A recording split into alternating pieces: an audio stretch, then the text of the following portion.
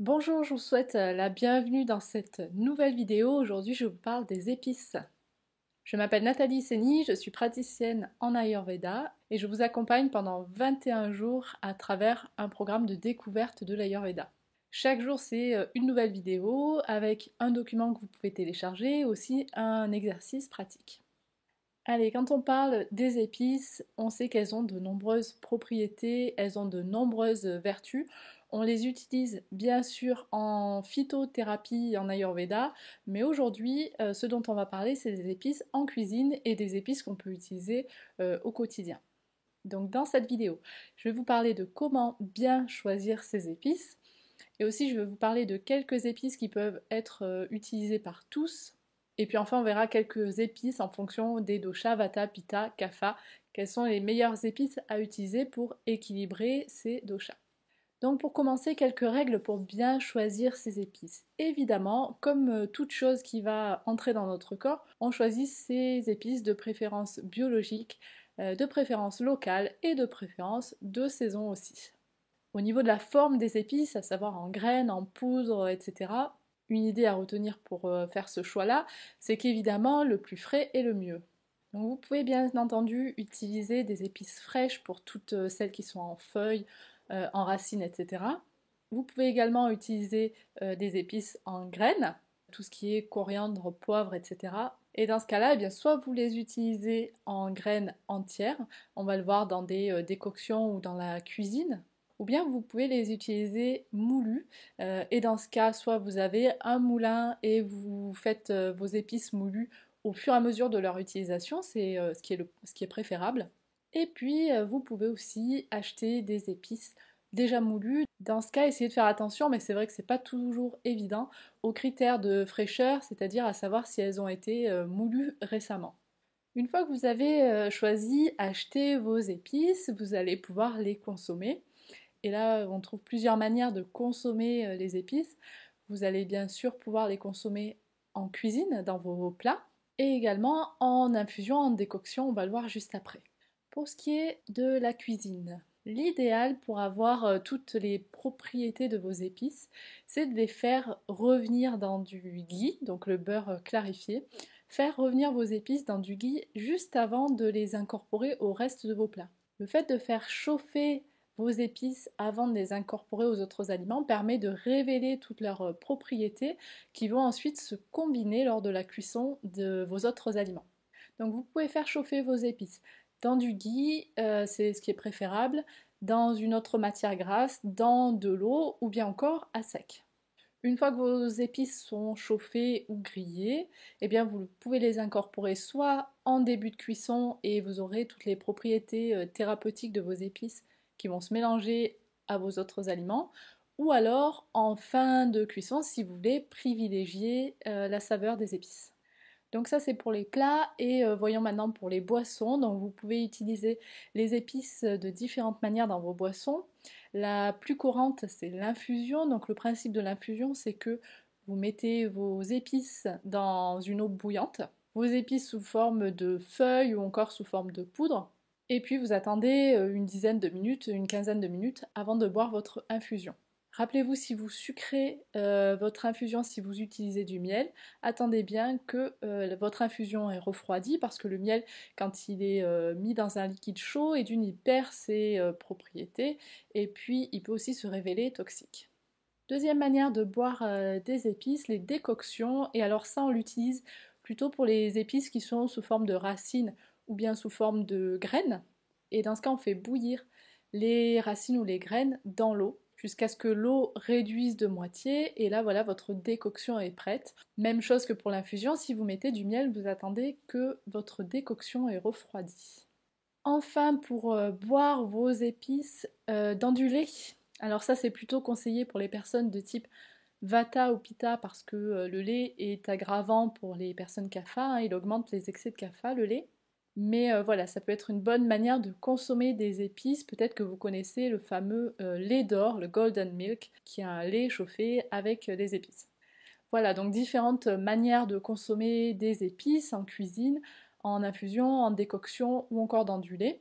Il existe bien entendu d'autres moyens de transporter les épices et les plantes, par exemple dans les teintures mères, dans les vins médicinaux ou encore dans du ghee. Tout ça, ce sont des options thérapeutiques dont je vous parlerai peut-être à une autre occasion. Dernière chose sur la consommation des épices, comment bien conserver ces épices? Alors il est préférable de les conserver à l'abri de la lumière, à l'abri de l'humidité, à l'abri de la chaleur. Donc la meilleure option, c'est de les conserver dans des pots hermétiques et à l'intérieur d'un placard.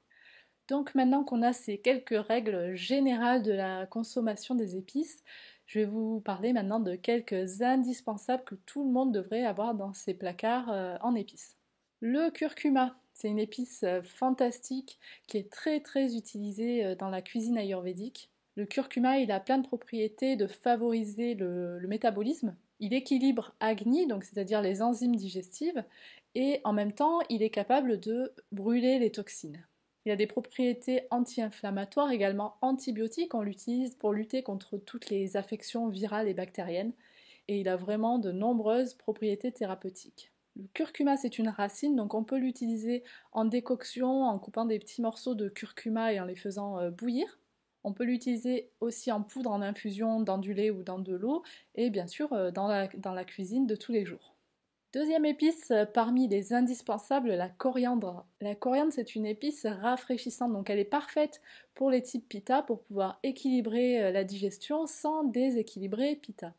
La coriandre va stimuler la digestion. Elle est aussi utilisée pour ses propriétés diurétiques, c'est-à-dire qu'elle favorise les fonctions des reins et de la vessie, elle favorise la miction. Et elle est aussi carminative, c'est-à-dire qu'elle favorise l'évacuation des gaz et des ballonnements.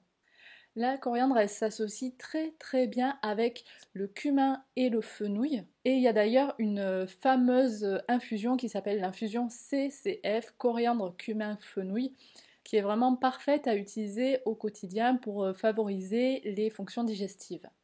Donc voilà, coriandre, cumin, fenouil. Le cumin, justement, les graines de cumin qui sont toutes petites mais qui dégagent un parfum exceptionnel, elles équilibrent Agni. Elles sont aussi carminatives, donc qui soulagent les gaz, les ballonnements, et également antispasmodiques, c'est-à-dire qu'elles permettent de soulager les spasmes et les crampes. Le cumin, on l'utilise aussi chez les mamans allaitantes puisqu'il permet de favoriser la lactation. Et également, le bébé va pouvoir bénéficier de toutes les propriétés du cumin à travers le lait maternel. Donc toutes les propriétés antispasmodiques, c'est-à-dire de soulager les crampes, les spasmes au niveau de la digestion. Toutes ces propriétés vont profiter aussi au bébé. Et pour terminer avec le fameux CCF coriandre, cumin, fenouil, voilà maintenant donc le fenouil qui stimule et surtout qui renforce la digestion. Il a aussi une fonction carminative, donc c'est-à-dire de favoriser l'évacuation des gaz, de limiter les ballonnements. Et enfin, il a une fonction diurétique, donc c'est-à-dire qu'il favorise le travail des reins, de la vessie, il favorise la miction. On utilise beaucoup le fenouil dans des cas de problématiques du système urinaire. Pareil que pour les autres épices, vous pouvez bien entendu intégrer le fenouil dans vos préparations culinaires avec sa petite saveur anisée. Et bien sûr, en infusion, vous pouvez bien entendu le mélanger dans la fameuse infusion CCF avec la coriandre et le cumin. Enfin, dans les épices indispensables et puis les plus réputées de la cuisine ayurvédique, le gingembre. Il est effectivement aphrodisiaque ce gingembre, c'est-à-dire qu'il permet d'augmenter la puissance, la vitalité et la fertilité des organes de reproduction. C'est aussi un formidable stimulant pour la digestion, donc pour les personnes, surtout pour les personnes Vata et Kapha. On recommande un peu moins le gingembre pour les types Pitta parce qu'il est très chauffant. Mais pour stimuler la digestion des personnes Vata et Kapha, vous pouvez très bien croquer quelques petits morceaux de racines de gingembre avant le repas. Ce gingembre, il est aussi diaphorétique, c'est-à-dire qu'il permet d'expulser par la transpiration, par la sueur, et il est également expectorant, c'est-à-dire qu'on l'utilise pour favoriser l'expulsion du mucus au niveau de la gorge, au niveau des poumons. Donc en cas de rhume, de congestion, ce gingembre va être très bon. Et également, il est antiémétique, c'est-à-dire qu'il arrête les vomissements, les nausées. Donc voilà, il est quand même meilleur pour les types Vata et Kapha, et on peut utiliser soit la racine, donc c'est-à-dire le gingembre frais dans la cuisine ou en décoction, et on peut également utiliser la poudre de gingembre, le gingembre sec. Voilà pour les épices les plus courantes, les épices un peu stars de l'Ayurveda. Évidemment, dans l'Ayurveda, il y a de nombreuses épices qui sont utilisées. Je ne vais pas pouvoir toutes les citer dans cette vidéo. Mais voyons quand même pour terminer quelques épices en fonction de votre constitution ou bien en fonction du déséquilibre ou encore en fonction de la saison. Donc pour les types kapha, ou bien si vous avez un déséquilibre kapha, ou encore si on est en saison kapha, c'est-à-dire le printemps, vous allez pouvoir utiliser un peu plus d'épices piquantes. Ces épices piquantes, elles stimulent kapha, elles permettent d'équilibrer kapha, d'une en lui apportant de la légèreté, donc on a vu que kapha était lourd, donc il a besoin de légèreté. Et puis le piquant amène de la sécheresse, hein. Donc comme on a vu que kapha était humide, collant, on a besoin d'assécher un peu ce kapha. Les meilleures épices pour kapha, donc toutes celles qui sont piquantes, le piment de Cayenne, le poivre noir, le gingembre, etc. seront parfaits pour kapha. Ensuite, pour vata, donc on a vu vata qui a une digestion irrégulière, on va utiliser pour équilibrer ce vata des épices douces, des épices digestives. L'une des meilleures pour vata, c'est l'assa fétida, on l'appelle aussi la férule persique ou on l'appelle en sanskrit le hing.